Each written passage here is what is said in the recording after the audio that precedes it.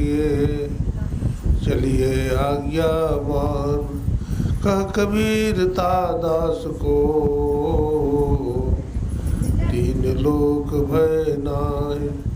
तीन लोक नौ खंड में गुरु ते बड़ा न कोई। करता करे न कर सके गुरु करे सो होय। बोलिए प्रेम से श्री सद्गुरु महाराज की जय। श्री सद्गुरु महाराज की जय। श्री सद्गुरु महाराज की जय।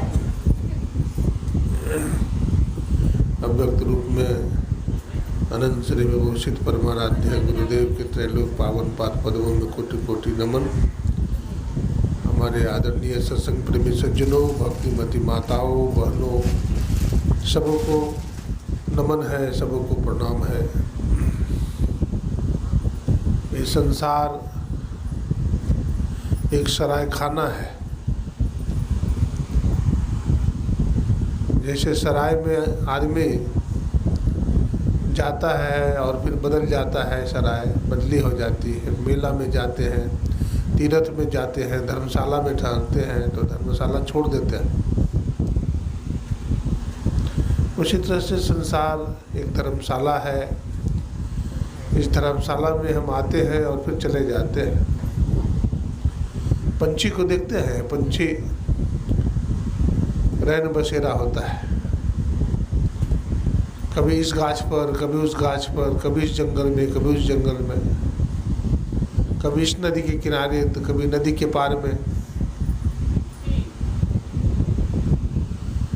ठीक उसी प्रकार से संसार को संतों ने सराय खाना बताया है।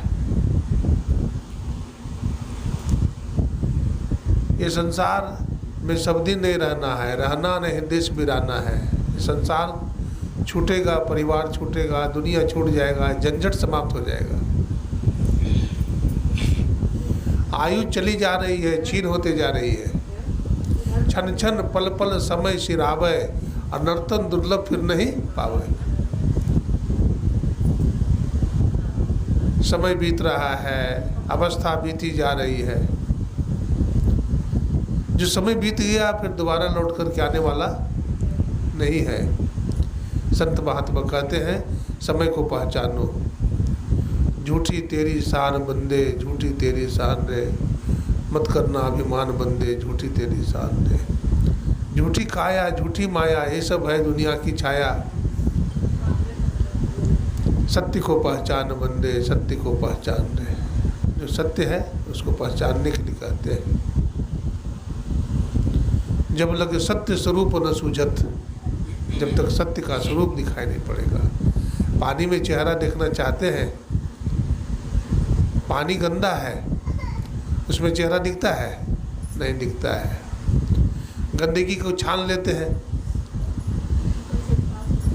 फिर भी अगर पानी गतिशील है तो चेहरा नहीं दिखता है। अगर चेहरा देखना है तो पानी की जो गति है उसको शांत करना पड़ेगा। और उसमें भी अगर पानी के ऊपर अगर घास छाया हुआ है तो उसको भी हटाना पड़ेगा, तब आपका चेहरा पानी में दिख जाएगा। संत महात्मा कहते हैं, तुम्हारा दर्पण में काई लगा हुआ है, दर्पण में लागल काई तो दरस कहाते पाई। कर गुरु से मेल गवारा, क्या सोचत बारंबारा। कहते हैं काई को हटाओ, दर्पण पर जो काई लगा हुआ है उसको हटाओ। हमारे गुरु महाराज कहते हैं, तीन तरह का आवरण है, तीन तरह के आवरण में जीव घुरा हुआ है। आवरण कहिए, बंधन कहिए, तीन तरह का बंधन है। कौन कौन सा बंधन है? तो गुरु महाराज ने कहा, घटतम प्रकाश व शब्द पटत्रय, जीव पर है छा रहे, कर दृष्टि अरुध्वनि जोग साधन, ये हटाना चाहिए। आंख बंद करते हैं तो अंधेरा देखते हैं। अंधेरा कैसा अंधेरा है? मामूली अंधेरा नहीं है, गटवा घोर या अंधारी, सुरती आदरी भाई, कुछ सूझता नहीं है। और अंधकार में ही अज्ञान में ही पाप होता है, प्रकाश में पाप नहीं होता है। अंधकार में ही ढन मनाते हैं, गिरते हैं, चोट लगती है, प्रकाश में नहीं ढन मनाते हैं। ये मसाल हमारे अंदर है, ये प्रकाश हमारे अंदर है। संत महात्मा कहते हैं उस प्रकाश को खोजो। प्रकाश को खोजने से मिल जाएगा। कैसे मिलेगा? तो कहते दो नैन नजर जोड़िए, एक नोक बना के, अंतर में देख सुन सुन, अंतर में खोजना, निस्तर में खोज सज्जन, बाहर न खोजना। दृष्टि की जो चेतन धार है, इसका नोक बनाइए,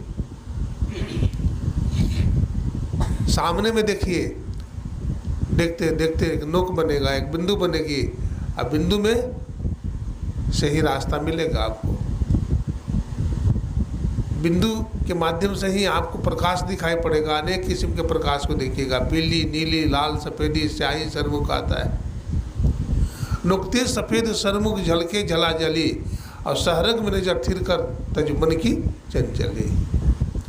सहरग में नज़र को स्थिर करिए, मन की चंचलता को हटाइए, आपको प्रकाश दिखेगा।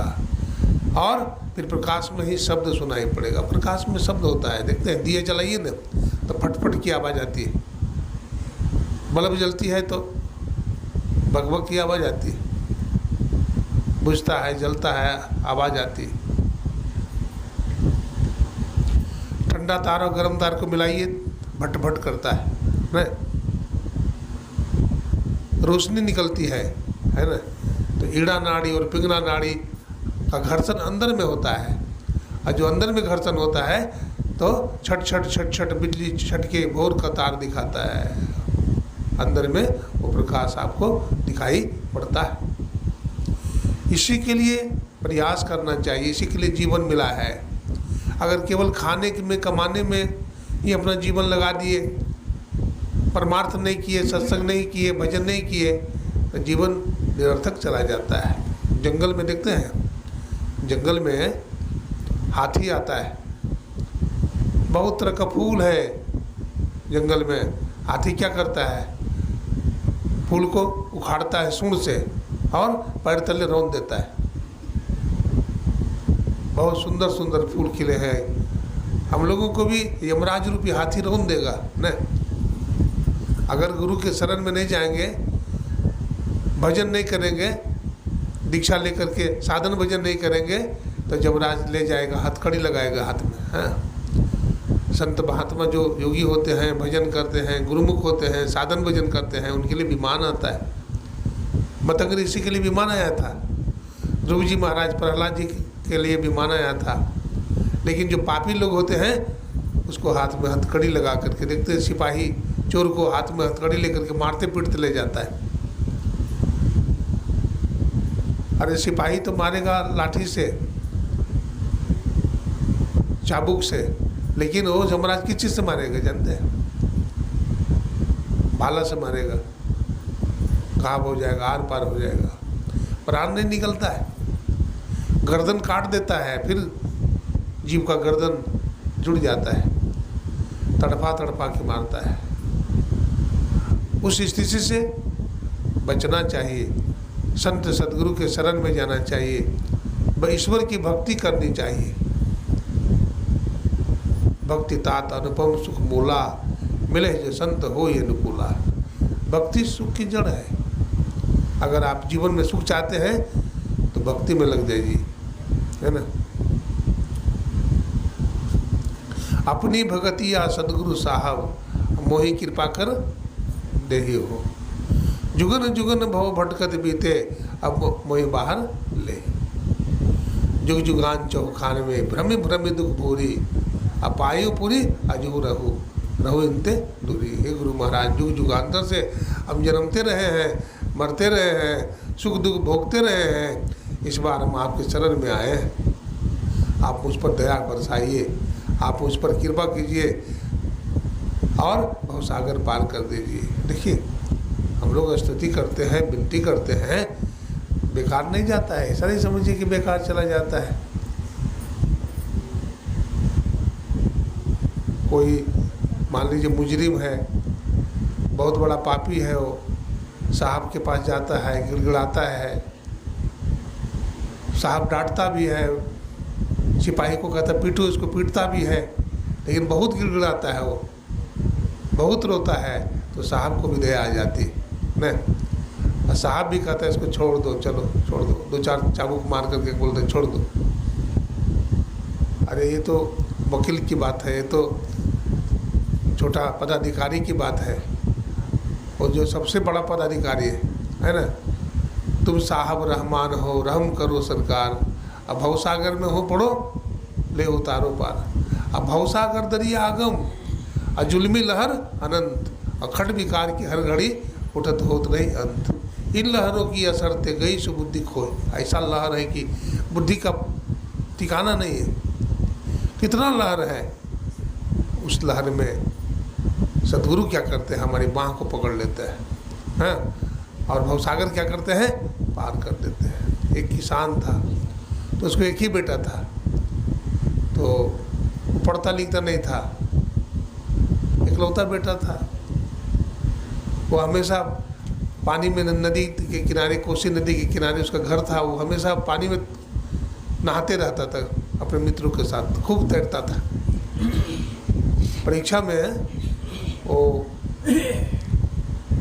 तैराकी विद्या में पहला पोजीशन लाया था, फर्स्ट A1 नंबर था पूरे राज्य में, तो उसको इनाम मिला था। उसका बाप उसको लेके गया था भागलपुर कोपा घाट, गुरु महाराज का दर्शन करने के लिए। वहाँ गया, भोजन वोजन किया, गुरु महाराज निवास में बैठे हुए थे, जाकर के प्रणाम किया। अपना बेटा को भी कहा प्रणाम करो गुरु महाराज को। कहा गुरुदेव ये हमारा एक ही को बेटा है, इसको आशीर्वाद दीजिए, ये पढ़ता नहीं है, इसको हम बहुत कोशिश करते हैं कि कुछ पढ़ लिख जाए, ये पढ़ता है नहीं है, दिन रात नदी में नहाते रहता है, तैरते रहता है अपने मित्र के साथ, ये सुनता ही नहीं है कुछ। इसके माथे पर हाथ रख दीजिए आप। तो गुरु महाराज ने उसके माथे पर हाथ रख दिए थे। दीक्षा तो नहीं लिया, 2 दिन वहाँ रहा वो सत्संगी, फिर जाने के टाइम में गुरु महाराज को प्रणाम करके चला गया। उसका बेटा तो बाहर जाने वाला था नहीं, वो तो बाप हल जोत रहा था, बाप का भोजन लेके गया, दे दिया और कहा पिताजी हम जाते हैं। कहा कहाँ जाते हो? बोला नहाने के लिए। बोला अरे बेटा घनघोर बारिश हुई है और कोसी नदी उमड़ा हुआ है, पूरा उमड़ी हुई है, इसलिए बहुत पानी है, और कोसी नदी जो है बड़ा खतरनाक नदी है, बिहार का शोक है, कोसी नदी को बिहार का शोक कहा गया है, इसलिए मत जाओ बेटा। बेटा नहीं माना, दौड़ने लगा। बाप जो है पीछे पीछे दौड़ने लगा, हर खल को खड़ा करके दौड़ा जा रहा है। लड़का बहुत तेज़ी से निकल गया, आगे जाकर के पुल पर गया और वहाँ से कूद गया, नदी में कूदा, और कूदा तो जाकर के मिट्टी पकड़ लिया, और मिट्टी पकड़ करके खूब आगे निकल गया वो। बाप बेचारा किनारे में खड़ा खड़ा देखते रह गया। अब बाप डर रहा है। अब वो तैराक तो बहुत बड़ा था, एक बार में नदी पार कर जाता था, लेकिन भंवर में पड़ गया वो। हाँ, भंवर में पड़ गया वो। भंवर उसको खींच लेता था, बार बार आगे बढ़ने का कोशिश करता था, बार बार भंवर खींच लेता था। वो डर गया, अब नहीं बचेंगे। तो गुरु महाराज को याद किया कि गुरु महाराज हम मर जाएंगे, अब हमको बचाइए, अब हम तैर नहीं पाएंगे, अब हम मर जाएंगे। पानी पीने लगा तो एक टायर का होता है ना, टायर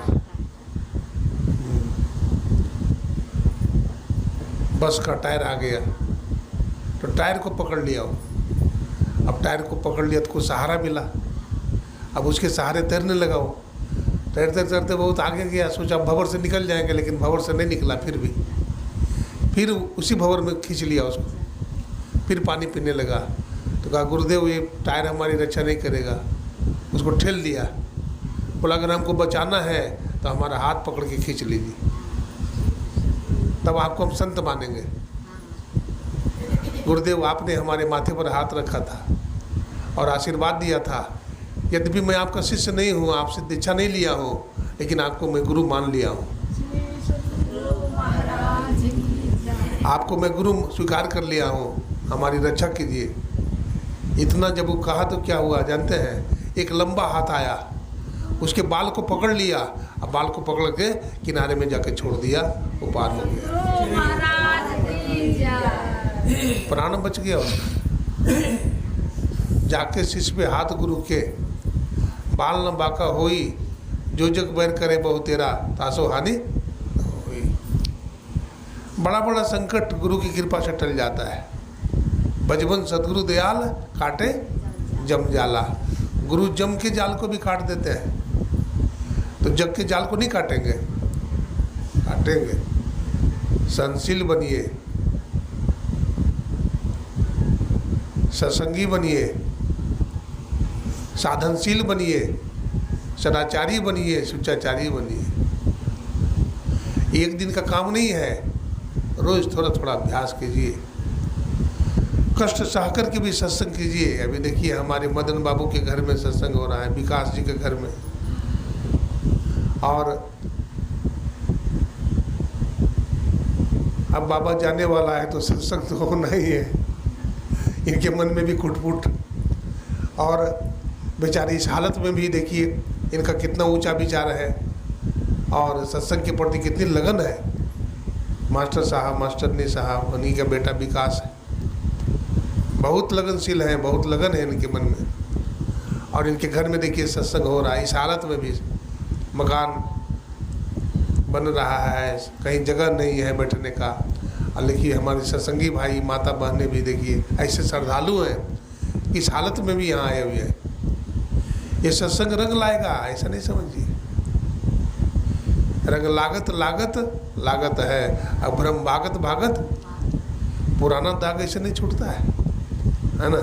हम लोगों के पुराना दाग लगा हुआ है। हाँ, जिनी जिनी बीन बचरिया, यही चादर सुरनर मुनि ओढ़े, ओढ़ी की मैले के नीचे दरिया। दास कबीर जतन से ओढ़ी और जस की तस संत महात्मा। हाँ हाँ, तो जस के तस रख देते हैं संत महात्मा। चादर क्या है? शरीर है, इसमें दाग नहीं लगाते हो, इसमें दाग नहीं लगाते हैं। कबीर साहब, गुरु नानक साहब, जितने भी संत हुए हैं सब परमात्मा की अमानत को वापिस कर दिया है। तो इसके लिए हमें ईश्वर की भक्ति करनी चाहिए। कष्ट साकर के भी सत्संग कीजिए, कष्ट साकर के ध्यान भजन कीजिए। ध्यान भजन को टाला टूली मत करिए। टाला टूला दिन गया, ब्याज बढ़ता जाए, है ना, ब्याज बढ़ता चला जाएगा, है ना। ब्याज का भी ब्याज चलेगा, जिसको चक्रवृद्धि ब्याज बोलते हैं। तो टालिए नहीं भजन को, रोज थोड़ा थोड़ा अभ्यास कीजिए। हमारे गुरु महाराज ने कहा, क्या कहा?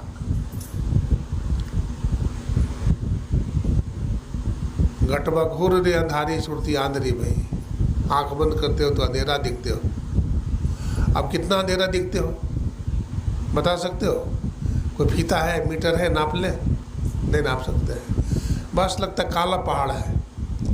पहाड़ में छेद करना, हिमालय पहाड़ में छेद करना आसान है, लेकिन अंधकार रूपी जो हिमालय है उसमें छेद करना बड़ा कठिन है। उसमें भी छेद हो जाएगा।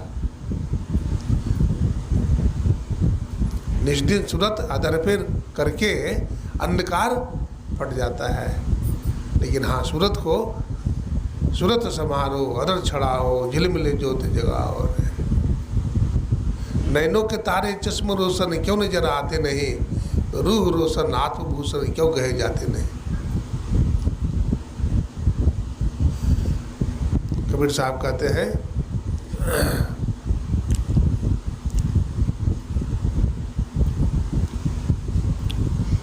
कबीर साहब क्या कहते हैं? उलटने के लिए कहते हैं।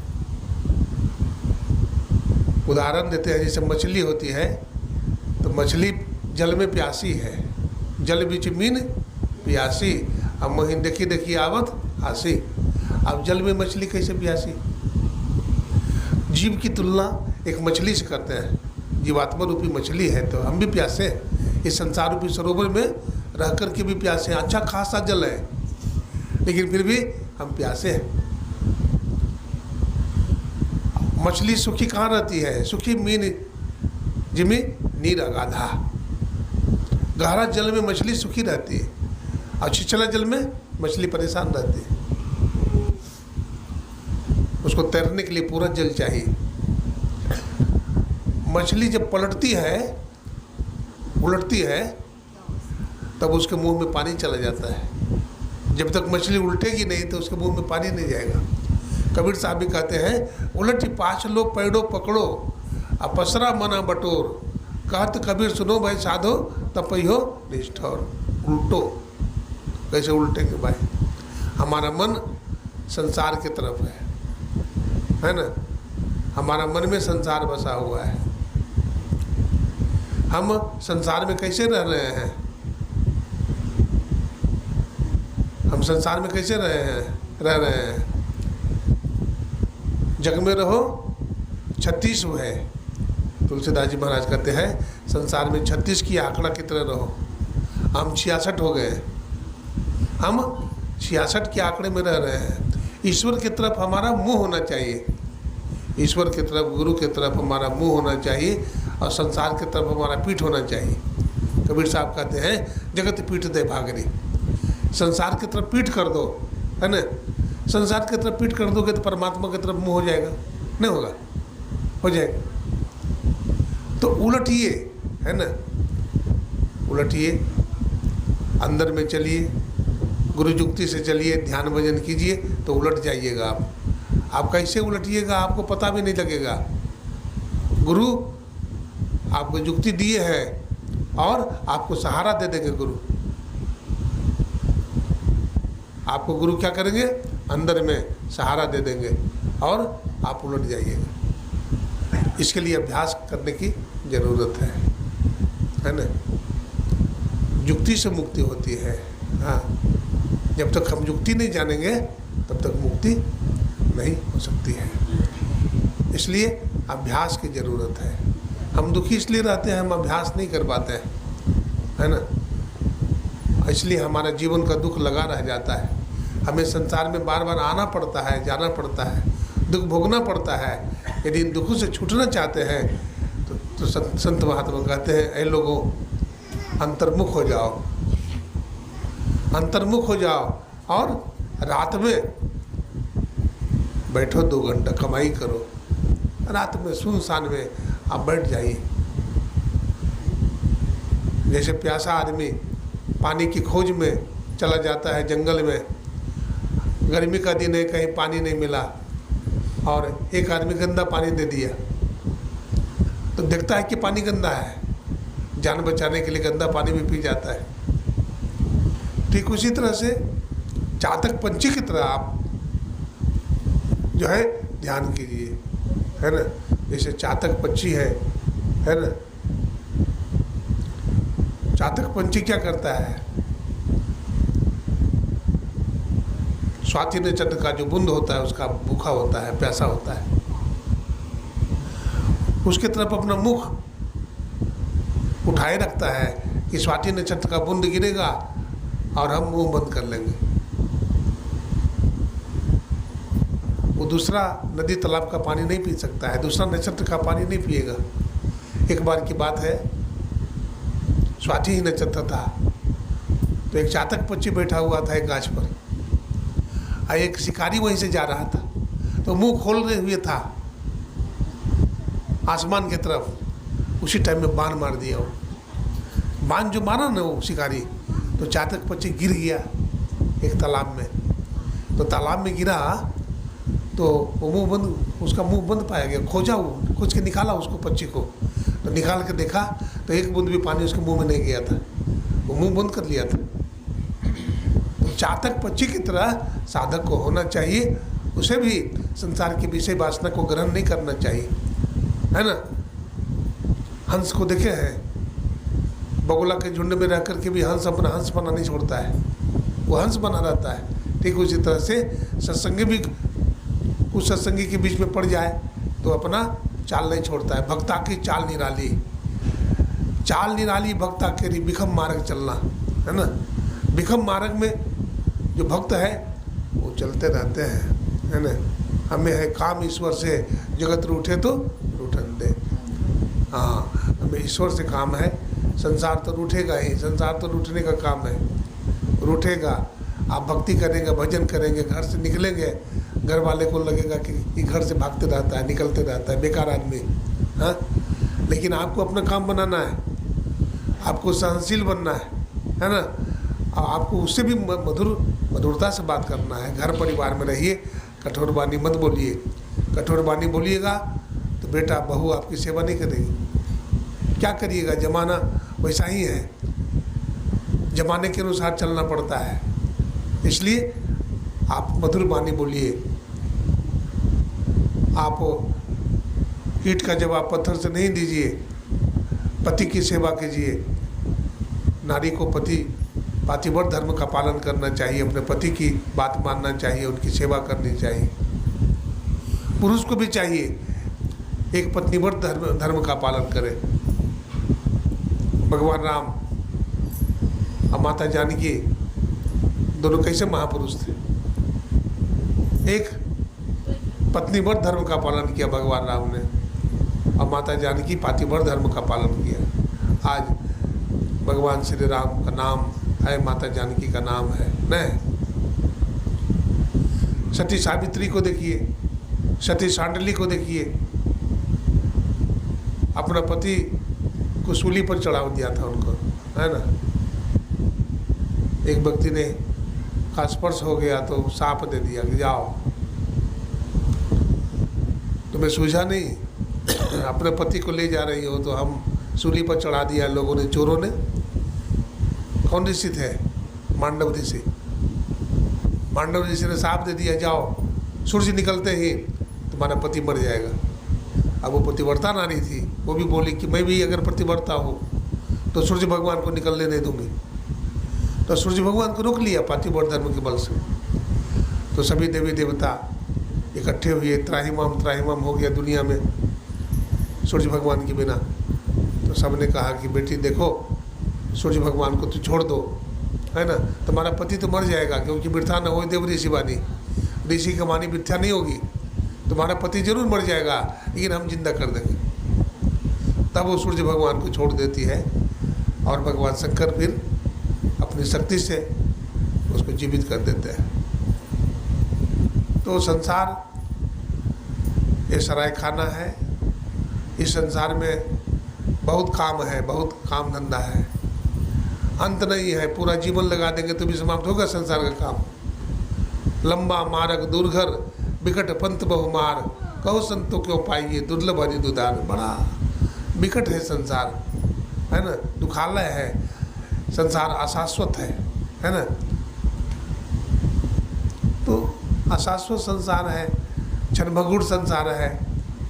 और इस क्षणभंगुर संसार में हम हैं, हम भी सब दिन नहीं रहेंगे, शरीर छूटेगा। ईश्वर की भक्ति करेंगे, ईश्वर की भक्ति करते करते शरीर छूट जाएगा तो श्रीमान कुल में जन्म हो जाएगा। अर्जुन ने भगवान से कहा कि प्रभु कोई आपका भक्त है, भक्ति करता है, लेकिन बीच में उसका शरीर छूट जाए तो दुर्गति तो नहीं होती है। जैसे आकाश में काले काले बादल गरजते हैं, हवा का झोंका से बादल तितर बितर हो जाता है, वर्षा नहीं हो पाती है, तो उसी तरह से आपका भक्त का नाश तो नहीं होता है। तो भगवान श्री कृष्ण कहते हैं न में भक्त्या प्रणश्यति, अर्जुन हमारे भक्त का नाश किसी काल में नहीं होता है। वो भक्ति के प्रभाव से बार बार मनुष्य का शरीर पाता है, श्रीमान कुल में जन्म होता है, और भक्ति के प्रभाव से एक दिन मेरे को प्राप्त कर लेता है। भक्ति बीज बिनसे नहीं, जो जुग जाए अनंत, ऊंच नीच घर जन्म ले तब वो संत को संत। तो माता पिता की सेवा करिए, पति की सेवा करिए, गृहस्थ धर्म को चलाइए, अपने घर को ही मंदिर बनाइए। कहाँ मंदिर में दौड़िएगा, घर को ही मंदिर बनाइए, घर में ही सत्संग कीजिए। अपना बेटा को, पोता को, पोती को किताब दे दीजिए, स्तुति विनती कर कहीं उसको पढ़ने के लिए, वो पढ़ेगा, आपको भी लाभ होगा, उसको भी लाभ होगा, आपके घर में सत्संग हो जाएगा। आप बच्चों को भी संस्कार दीजिए, बेटा हो चाहे बेटी हो, ऐसा नहीं, उसको संस्कार दीजिए। संस्कार देखिए, जो सत्संगी घर के बच्चा होता है, घर में जाते हैं तो प्रणाम बाबा करता है, दौड़ के चरण छूता है। अच्छा संस्कार माँ बाप ने दिया है। और नहीं तो बच्चा तो गाली बकते हैं। हाँ, साधु महात्मा को भी गाली बकते हैं, और साधु महात्मा को देख करके भागते हैं। हाँ, बहुत सारा। तो आप अपने बच्चों को अच्छा संस्कार दीजिए। पहले तो अपने अच्छा संस्कार में रहिए, सत्संग भजन कीजिए, तो आप अपने बच्चों को अच्छा संस्कार दे पाइएगा, है ना, ताकि फिर आपकी सेवा करेगा, वो भी सत्संगी बनेगा। कई घरों में ऐसा होता है कि बूढ़ा बूढ़ी है सत्संगी, उनका न बेटा सत्संगी है, न बहू सत्संगी है, न पोता सत्संगी है, न पोती सत्संगी है। बस बूढ़ा बूढ़ी के बाद घर में सत्संग खत्म हो जाता है। ऐसा ना हो, इसलिए अपना बेटा बेटी को भी जाइएगा, ये बहू को जगाइए, पूरे परिवार को जगाइए, समाज को जगाइए, और फिर ये सत्संग करते रहिए। तो इससे ही आपका भी कल्याण होगा और दुनिया का भी कल्याण होगा।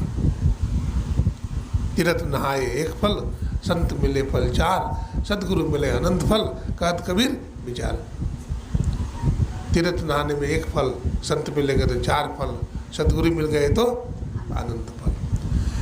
देखते हैं, गाछ होता है ना, गाछ देखें, आम का गाछ, तो आम के गाछ में पहले टिकोला लगता है ना, पहले टिकोला लगता है, जिसको क्या बोलते हैं, अमौरी भी बोलते हैं, कहीं कहीं अमौरी, टिकोला भी बोलते हैं। तो टिकोला आंधी तूफान में गिर जाता है तो उसको लोग क्या बनाते हैं, चटनी बना लेते हैं। और वही आम गाछ में रह करके कुछ बड़ा हो जाता है, अध पका हो जाता है, डमक जाता है, तो उसका लोग अचार बना लेते हैं। और वही आम गाछ में रह करके पूरा पक जाता है तो खाने में कितना स्वादिष्ट लगता है, और उसमें इतना पावर है, अपना जैसा आम को पैदा करता है। सदगुरु की सेवा अगर 2-4 दिन किए, 1-2 साल किए, 1-2 साल ही भक्ति किए, तो आप समझिए टिकोला के समान है। चटनी बना देगा, लोग चटनी बना करके लोग खाएंगे। और यदि बेशी दिन सेवा करिएगा, संत मत की ध्यान भजन कीजिएगा, तो आप डमका हुआ आम के समान, अचार के समान आप उपयोगी हैं दुनिया के लिए। और यदि आप सब दिन सेवा किए, जीवन भर सेवा किए, संत मत की ध्यान भजन सत्संग किए, तो समझिए आप पका हुआ आम है। आप में इतना पावर है कि आप दूसरे को भी दीक्षा दे करके उसका कल्याण कर सकते हैं। तो ये संत मत का ज्ञान है। संत मता बिनु गति नहीं, सुनो सकल दे कान, जो चाहो उद्धार को, कहते बनो संत संतान। जीवन थोड़ा है, काम बहुत है, इसलिए सत्संग भजन करके जीवन का कल्याण करना चाहिए। आज हम आदरणीय मदन बाबू और हमारी माता जी इनके यहाँ आए हैं विकास जी के घर में सत्संग करने के लिए। विकास जी 2 भाई हैं, 2 भाई हैं। ये विकास जी छोटे हैं और एक इनके बड़े भाई भी है, सुमन बाबू, तो और इनकी बहन भी है। सब सत्संगी हैं। हम गुरु महाराज से प्रार्थना करते हैं इनके घर में इसी तरह से सत्संग हो और इनके घर मकान बने और सत्संग हो, है ना। जितने भी सत्संगी भाई माता बहनें आए हैं सबके लिए गुरु महाराज से मंगल कामना करते हैं। बोलिए प्रेम से श्री सद्गुरु महाराज की जय।